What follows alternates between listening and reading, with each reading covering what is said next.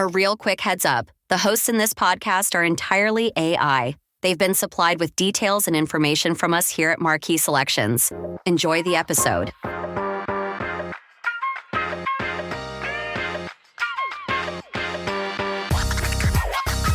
All right, so today we are diving deep into the world of South African wine. Sounds exciting. It is.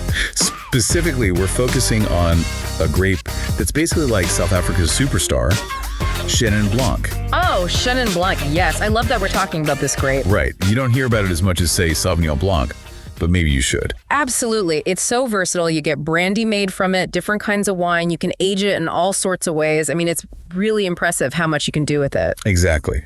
And the bottle we're looking at today doesn't just showcase that versatility. It's also got this cool story behind it, kind of tied into family history and all that. Oh, intrigue already. I'm hooked. Tell me more. Okay, so the wine we're talking about today is the Backsberg Gravel Road Chenin Blanc. And to really understand what makes it so special, we got to talk about the winemaker behind it, Alicia Reschner.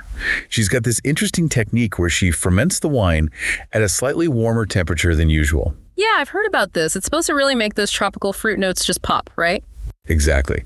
Like think mango, pineapple, passion fruits, all that good stuff. I'm already getting thirsty. It sounds so refreshing. Right. And it's not just about making it super fruity. It's like she's using this warmer fermentation to get these extra layers of complexity in there too. It's a bit of an art form, wouldn't you say? Like you could easily overdo it and end up with a wine that's all fruit and no depth.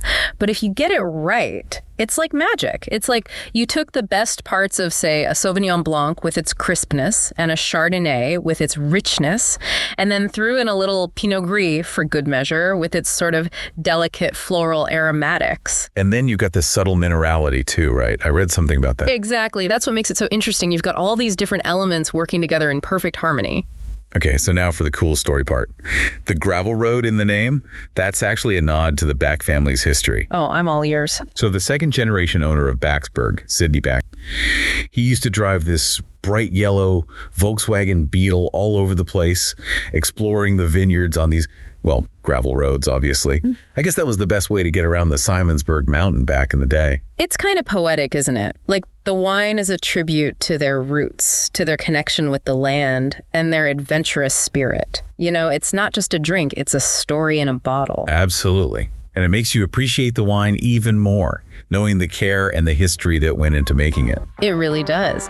And speaking of appreciating the wine, listeners, if you're looking for a white wine that's a little different, something with a real sense of place and a story to tell, you've got to try the Backsberg Gravel Road Chenin. It's a real treat. I second that.